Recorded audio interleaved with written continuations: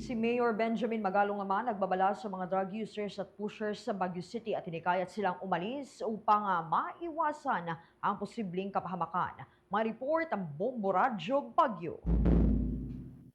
Nagbigay ng babala si Baguio City Mayor Benjamin Magalong sa mga gumagamit at nagtutulak ng iligal na droga sa lungsod kasunod ng serye ng anti-illegal drug operations kung saan maraming high-value individuals ang naaresto.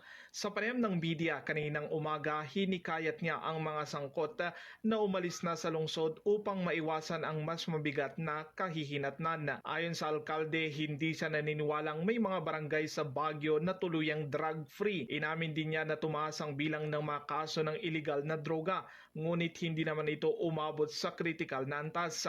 Dahil dito, iniutos na niya sa Philippine Drug Enforcement Agency o PDEA at Philippine National Police o PNP ang mas pinaigting at tuloy-tuloy na operasyon laban sa iligal na droga. Dagdag pa niya, bagamat may tuturing na relatibong maayos ang sitwasyon ng droga sa lungsod, hindi na ito katulad ng dati dahil may mga muling bumabalik.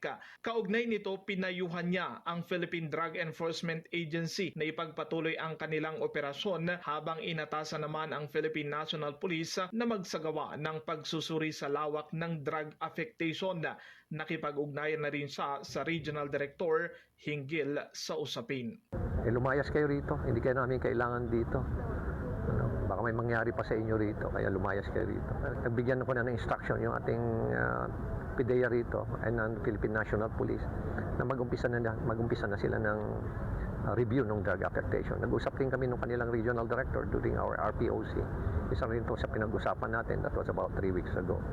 At nag-commit naman sila. Meron lang silang sinusunod na process na tapag-usapan sila tungkol dito sa review of drug affectations ng ating mga barangay. Yan ang tinig ni Baguio City Mayor Benjamin Magalong. Mula dito sa lungsod ng Baguio, para sa Bombo Network News, Bombo Benjo Guzman. And this is Bombo Radio Philippines, the #1 and most trusted source of news and information. Basta Radio, Bombo. For the most trusted source of news and information, visit our website at www.bomboradio.com. Follow us on Bombo Radio mobile app, Facebook, YouTube, TikTok, and X, formerly Twitter. Like, share, and stay connected. Anytime, anywhere.